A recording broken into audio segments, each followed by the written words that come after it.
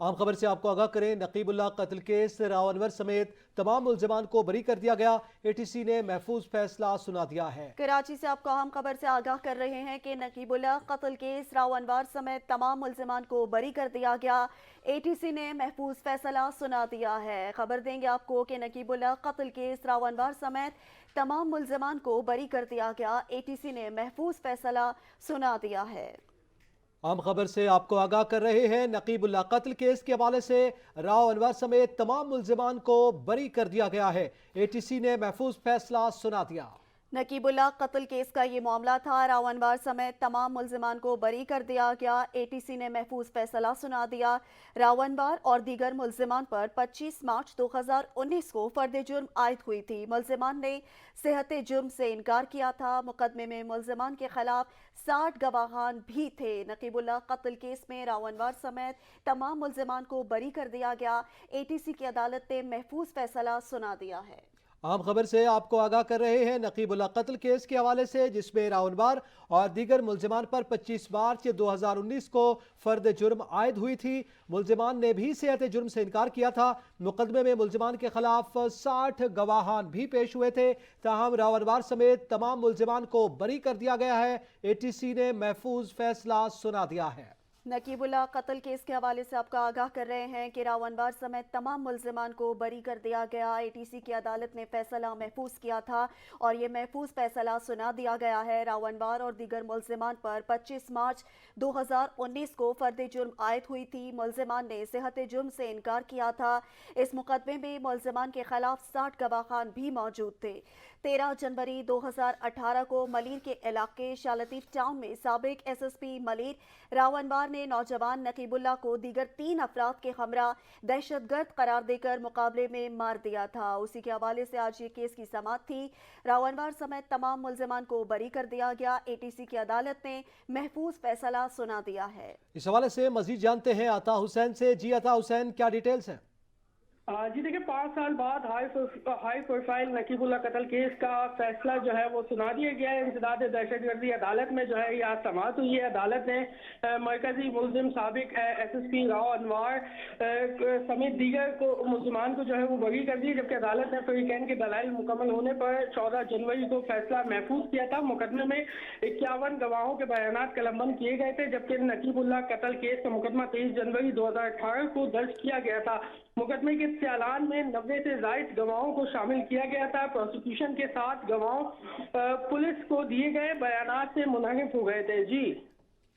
جی عطا حسین، یہ بتائیے گا کہ اس کے بعد یہ فیصلہ سنا دیا گیا ہے، اس حوالے سے کیا رائے قائم کی جا رہی ہے اور بالخصوص اس کے بعد کیا ٹیکنیکل پروسیس ہے؟ عطا حسین، میری آواز سن پا رہے ہیں آپ؟ ہمارا رابطہ منقطع ہو گیا۔ عطا حسین ہمارے ساتھ موجود تھے، ہمیں ڈیٹیل سے آگاہ کر رہے تھے۔ آپ کو بتاتے چلیں، نقیب اللہ قتل کیس کے حوالے سے محفوظ فیصلہ سنا دیا گیا ہے۔ یہ محفوظ فیصلہ اے ٹی سی نے سنایا ہے۔ راو انوار سمیت تمام ملزمان کو بری کر دیا گیا ہے۔ راو انوار اور دیگر ملزمان پر 25 مارچ 2019 کو فرد جرم عائد کی گئی تھی اور ملزمان نے صحت جرم سے انکار کیا تھا۔ مقدمے میں ملزمان کے خلاف 60 گواہان کے بیانات بھی قلم بند کیے گئے تھے۔ 13 جنوری 2018 کو ملیر کے علاقے شاہ لطیف ٹاؤن میں سابق ایس ایس پی ملیر راو انوار نے نوجوان نقیب اللہ کو دیگر 3 افراد کے ہمراہ دہشت گرد قرار دے کر مقابلے میں مار دیا تھا، جس کا مقدمہ 2018 میں درج کیا گیا تھا اور آج یہ محفوظ فیصلہ اے ٹی سی کی جانب سے سنایا گیا ہے۔ راو انوار سمیت تمام ملزمان کو بری کر دیا گیا ہے۔ نقیب اللہ قتل کیس کے حوالے سے یہ معاملہ تھا۔ راو انوار سمیت تمام ملزمان کو آج بری کر دیا گیا۔ اے ٹی سی کی عدالت نے یہ فیصلہ محفوظ کیا تھا اور یہ محفوظ فیصلہ سنا دیا ہے۔ راو انوار اور دیگر ملزمان پر 25 مارچ 2019 کو فرد جرم عائد ہوئی تھی۔ اس حوالے سے گفتگو کرنے کے لیے ہمارے ساتھ لائن پر موجود ہیں ڈائریکٹر کرنٹ افیئر سچ ٹی وی سینئر صحافی جناب ندیم حسین صاحب۔ بہت شکریہ ندیم صاحب وقت دینے کا۔ آج ایک محفوظ فیصلہ اے ٹی سی کی جانب سے سنایا گیا، بڑا ہائی پروفائل کیس ہے نقیب اللہ قتل کیس کے حوالے سے، کیا کمنٹ کریں گے آپ؟ دیکھیں، گزارش یہ ہے کہ ایک طرف تو عدالت یہ کہہ رہی ہے کہ یہ پاکستان کی تاریخ کا ایک بہیمانہ واقعہ تھا، دوسری طرف جو جے آئی ٹی اس پر بنائی گئی تھی اس نے اس قتل کے معاملے میں جو پولیس کا پہلے دعویٰ تھا کہ پولیس مقابلے میں مارے گئے ہیں، اس کو جعلی پولیس مقابلہ قرار دیا تھا۔ اور تیسری طرف عدالت جو ہے وہ تمام ملزمان کو بری کر دیتی ہے، تو یہ تو ایک بہت بڑا سوالیہ نشان ہے۔ اور ظاہر ہے کہ جو فیصلہ ہے اس کے اندر یہی بات لکھی گئی ہے جو پاکستان کے اندر عمومی طور پر تحقیقات کا ایک حصہ ہوتی ہے، اور شاید ہر فیصلے کے اندر یہ موجود ہوتی ہے کہ پروسیکیوشن جو ہے وہ معاملے کو ثابت نہیں کر سکا۔ اب دیکھنے کی بات یہ ہے کہ چونکہ لوگ بھی پولیس کے تھے اور ظاہر ہے پروسیکیوشن بھی پولیس کی ہے اور تحقیقات جو ہے اس کے لیے JIT بھی پولیس کی ہے، تو یہ معاملہ اس اعتبار سے یقیناً اپنے پیچھے جو پاکستان کا نظام انصاف ہے اس کے حوالے سے سوالیہ نشان تو چھوڑ گیا ہے۔ اب دیکھنے کی بات یہ ہے کہ کیا نقیب اللہ کے جو والد ہیں وہ اس کو ہائی کورٹ میں لے جاتے ہیں، اگر ہائی کورٹ میں لے جاتے ہیں تو شاید وہاں پہ کوئی صورتحال جو ہے وہ بہتر انداز میں ہو سکے اور معاملات جو ہیں وہ درست طریقے سے ابھر کر سامنے آ سکیں۔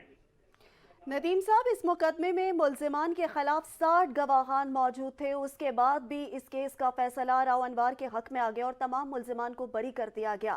آپ کیا سمجھتے ہیں کہ اتنے عرصے تک یہ کیس چلتا رہا، اس کے بعد بھی فیصلہ راؤ انوار اور باقی ملزمان کے حق میں آیا، تو یہ پاکستان کی عدالت کے لیے تو ایک سوالیہ نشان ہے ہی، لیکن کیا آئندہ عدالتی نظام پر کسی کو یقین رہے گا؟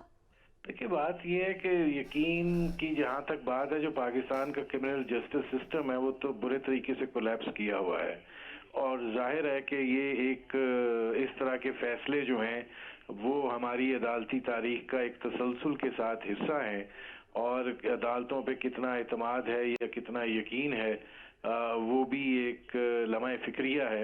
لیکن دیکھنے کی بات یہ ہے کہ جب بہت ساری چیزیں جو ہیں وہ ملزمان کے حق میں نہیں تھیں، اور خود JIT کہہ رہی ہے کہ جعلی پولیس مقابلہ تھا، اور پہلے جو کہا گیا کہ ظاہر ہے جب مارا گیا تو کہا گیا کہ ان کا تعلق جو ہے وہ طالبان سے ہے، اور پھر نقیب اللہ محسود کے والد صاحب اٹھے اور انہوں نے کہا کہ اس کا کسی طالبان گروپ سے کوئی تعلق نہیں تھا، اور یہ معاملہ پھر آگے بڑھا اور ظاہر ہے میڈیا کے اوپر بھی یہ بہت تیزی سے ابھر کر سامنے آیا۔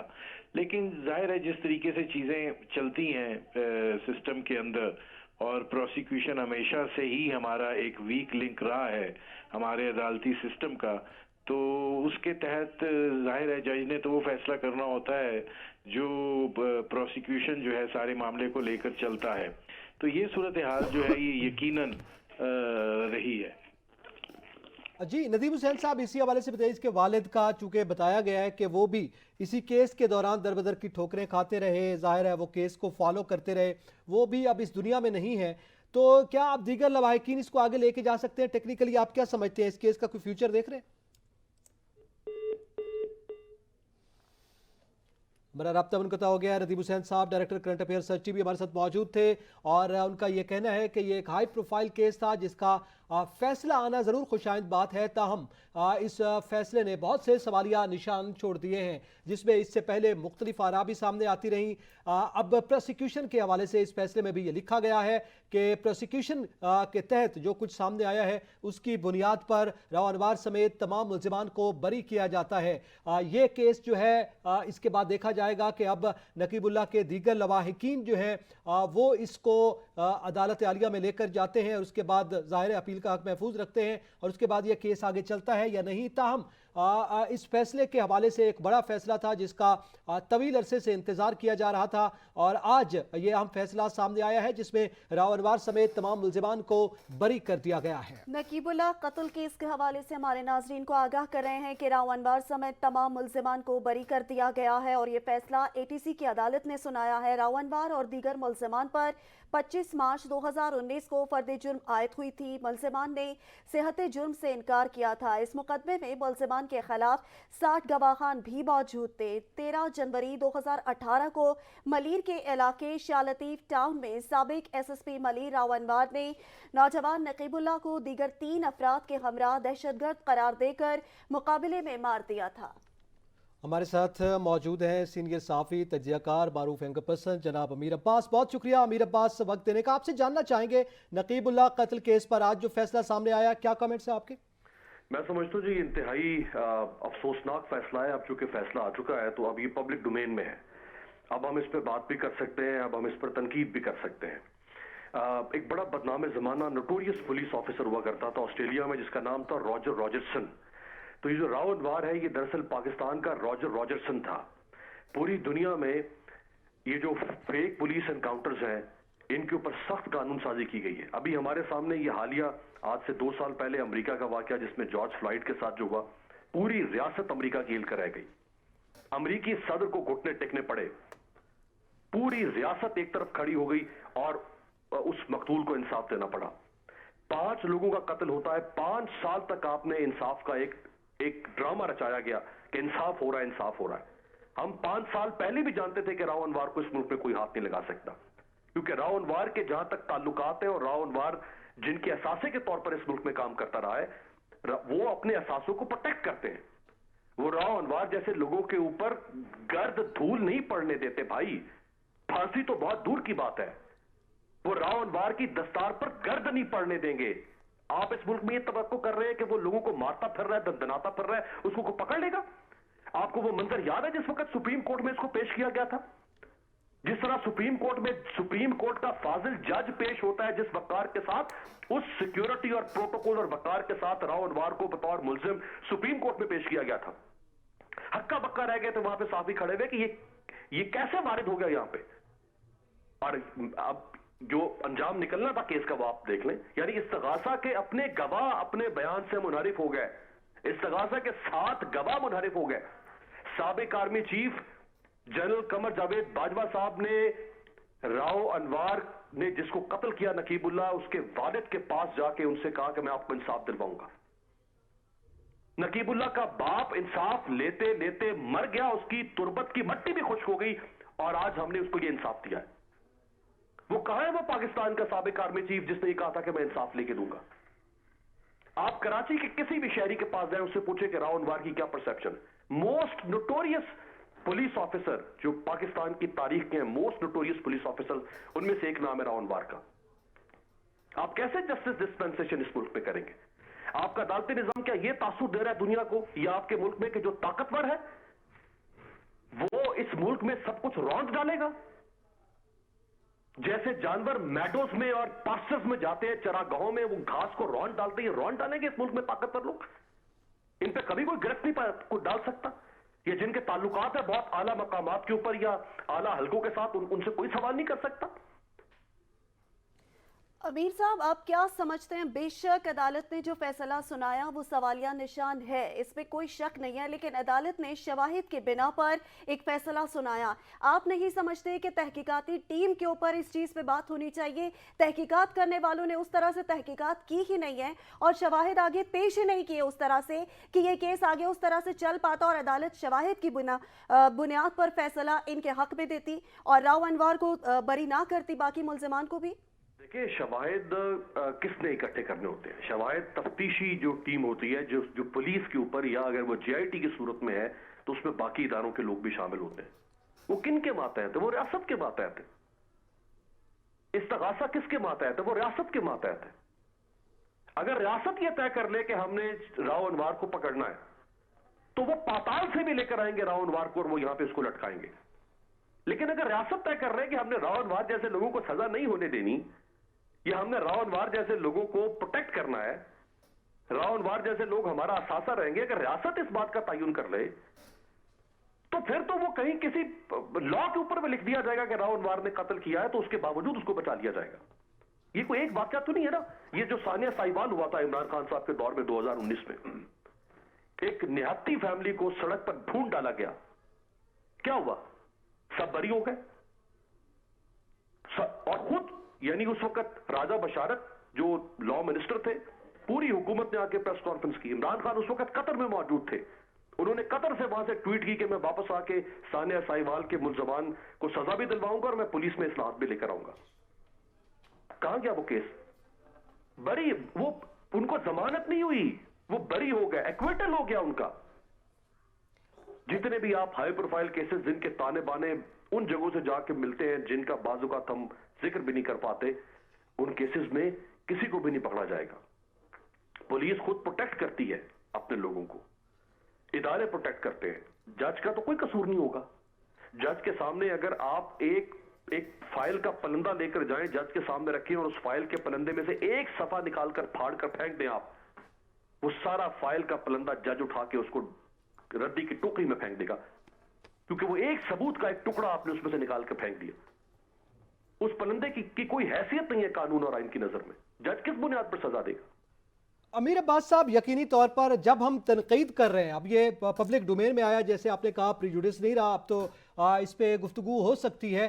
جب ہم فیصلے پر تنقید کرتے ہیں تو یقینی طور پر وہ پھر ادارے پر یا عدالت پر بھی اس کے سوالات اٹھتے ہیں. اب اس کے پیچھے جو بھی وجوہات ہو سکتی ہیں، ریاست تھی، بااثر لوگ تھے، تحقیقاتی ٹیم کی کمزوریاں تھیں یا پیٹی بھائی تھے، یقینی طور پر تنقید تو پھر الٹیمیٹلی عدالت پر ہی آنی ہے.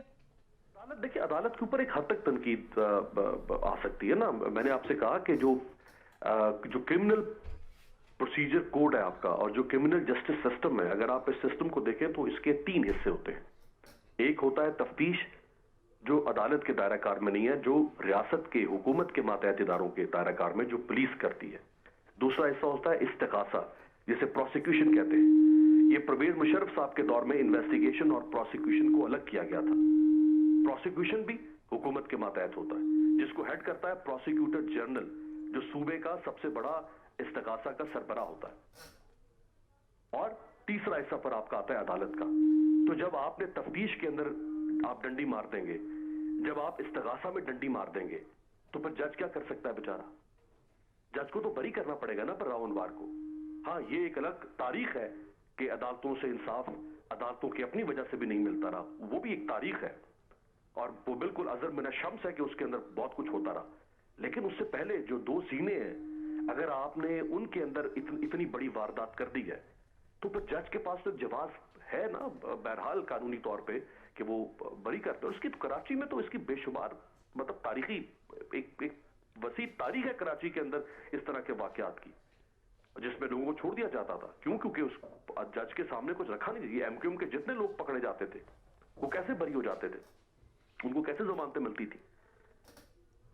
یقینی طور پر یہ فیصلہ اسی جانب اشارہ دے رہا ہے جس کی ایک ہسٹری موجود ہے. امیر عباس صاحب، آگے اس کیس کا کوئی فیوچر دیکھ رہے ہیں؟ لواحقین کی جب ہم بات کرتے ہیں، ان کے والد جو ہے وہ اس جہان فانی سے کوچ کر گئے ہیں، اس کے بعد ظاہر ہے اپیل کا حق بھی محفوظ ہے. کچھ فیوچر ہے یا جس بااثر لوگوں کی یا جس جانب آپ اشارہ کر رہے ہیں، ریاست کی آپ بات کر رہے ہیں، وہ اس کیس کو آگے نہیں چلنے دیں گے؟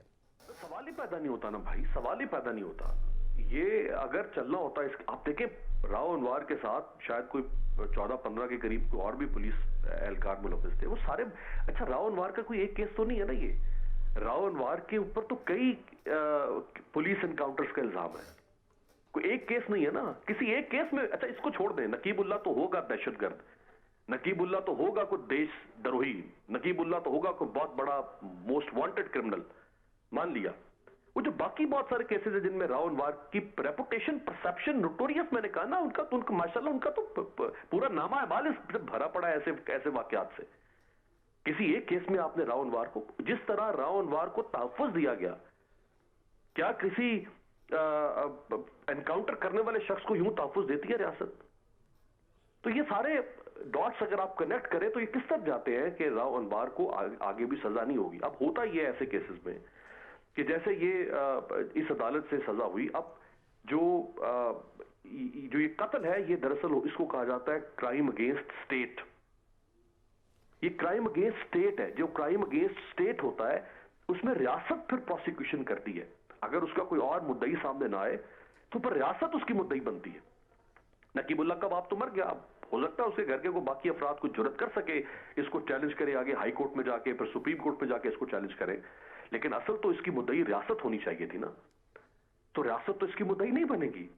اگر وہ بنے گی بھی تو ریاست تو خود کیس کو خراب کر چکی ہے. میں اپنے ادنا سے تجربے کی بنیاد پر میں بڑی ذمہ داری سے یہ کہہ سکتا ہوں کہ اس طرح کی کیسز کے اندر خود کیس کو خراب کیا جاتا ہے. اور جب کیس خراب ہوتا ہے اس کے بعد پھر بہرحال ملزمان جو ہے ان کو فائدہ ہوتا ہے، اور ہو گیا اس کیس میں بھی. आमिर साहब, जैसे आपने कहा कि रियासत खुद भी मुद्दई नहीं बनेगी, 5 साल तक ये केस लटकता रहा और इसका फैसला जो आज आया है, आवाम भी इस फैसले से मायूस हैं, इदारों पर सवालिया निशान है, रियासत पर भी सवालिया निशान है और अदालती निज़ाम पर भी ये सवालिया निशान है। आप क्या समझते हैं कि अगर हमारे मुल्क के कानूनी निज़ाम में गरीब के लिए यही फैसले आते रहेंगे और गरीब के साथ यही इंसाफ होता रहेगा और अमीरों के लिए कानून का दरवाज़ा और कानून के तकाजे अलग होंगे, तो आप क्या समझते हैं कि इस सारे निज़ाम को कौन दुरुस्त करेगा? कहाँ से इस्लाहात की ज़रूरत है और कौन करेगा ये इस्लाहात? कुछ चीज़ों का ताल्लुक इस्लाहात के साथ है और कुछ चीज़ों का ताल्लुक रूल ऑफ लॉ, जो इस मुल्क के ताकतवर इदारे हैं, इस मुल्क की ताकतवर शख्सियात हैं, उनको रियलाइज करना पड़ेगा कि हमने रूल ऑफ लॉ लेकर आ रहे हैं इस मुल्क के अंदर। हम सबको कानून के ताबे होना पड़ेगा। अगर आप इस्लाहात लेकर भी आए, लेकिन ताकतवर लोग, ताकतवर इदारे अगर उन इस्लाहात के ऊपर आकर बैठ जाएंगे तो वो इस्लाहात तो उनका कुछ नहीं बिगाड़ सकेंगे। हम सबको इस्लाहात के ताबे होना पड़ेगा। इसका ताल्लुक है रियलाइजेशन से। जब तक रियलाइजेशन नहीं आएगी इस मुल्क के जो अरबाब बस्तुकुशाद हैं कि हमने खुद को ताबे करना है रियासत के आइन और रियासत के कानून के, उसके बाद फिर आप इस्लाहात लाएं ना लाएं, बहुत सारी चीजें ठीक हो सकती हैं। लेकिन आप एक 18वें या एक, मेरा ख्याल है शायद 19वां ग्रेड होगा, चूंकि ये एसएसपी के रैंक पर थे, एक 19वें ग्रेड का पुलिस ऑफिसर अगर वो आज रियासत से इतना ताकतवर हो गया है, एक 19वें ग्रेड का पुलिस ऑफिसर, तो सोचे फिर इस मुल्क में जो 20वें, 21वें, 22वें ग्रेड का अफसर होगा, जो इस मुल्क का वजीर मशीर है, जो इस मुल्क का सेनेटर है, जो इस मुल्क के वज़ीर आला हैं, जो इस मुल्क के गवर्नर्स हैं, उनको फिर कौन हाथ डाल सकता है उन पर? जी यकीनन ये बहुत बड़े सवालात हैं जो हर पाकिस्तानी के ज़हन में है। बहुत शुक्रिया। अमीर अब्बास हमारे साथ मौजूद थे। जनाब नदीम हुसैन, आपका बहुत शुक्रिया। अता हुसैन कराची से हमारे रिपोर्टर मौजूद थे, आपका बहुत शुक्रिया।